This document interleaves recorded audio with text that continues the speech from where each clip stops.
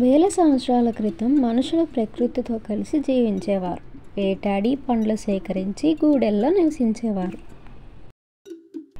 ప్రతిరోజు వేటే మన జీవితం, కానీ ఇంకా ఏదో కావాలి. అవును, మనం స్థిరంగా ఉండగలిగితే బాగుంటుంది. ఆ సమాధానాన్ని ఇచ్చింది ఒక నది, సింధు నది.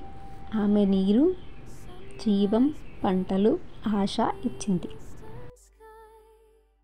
ఈ నది మనకు అన్నీ ఇస్తుంది, మనం ఇక్కడే స్థిరపడతాం. వేటగాళ్ళు రైతులయ్యారు. జంతువులు పండించుకొని నేల దున్ని పంటలు పండించడం నేర్చుకున్నారు. మన భూమి మనకి జీవం ఇస్తుంది. గ్రామాలు నెమ్మదిగా పట్టణాలుగా మారాయి.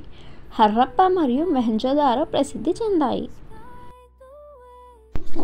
మన పట్నం ఎంత పెద్దదిగా మారిందో చూడండి.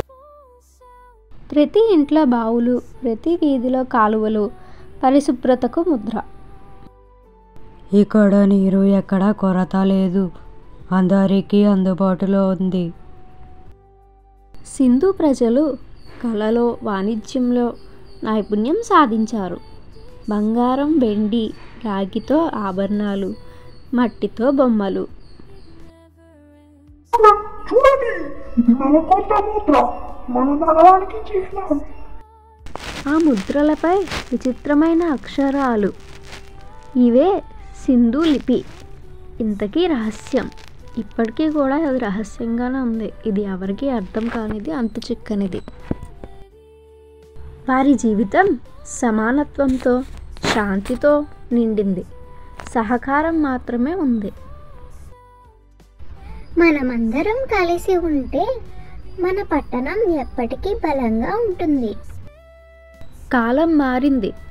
నదీ మార్గం వేరైంది. వర్షాలు తగ్గాయి. నగరాలు మౌనంగా మారాయి. మన నది మనల్ని వదిలి వెళ్ళింది. సింధు నాగరికత మాయమైన వారి జ్ఞానం, కృషి ఎప్పటికీ మాయం కాలేదు.